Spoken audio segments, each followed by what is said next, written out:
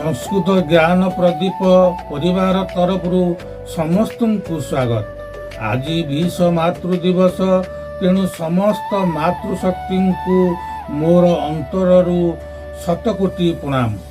मोर माता स्वर्गता गुरसाऊ बहु कष्ट सही आम 6 भाई को उच्च शिक्षित कराइबा समस्त को आत्मनिर्भरशील कराइछंती।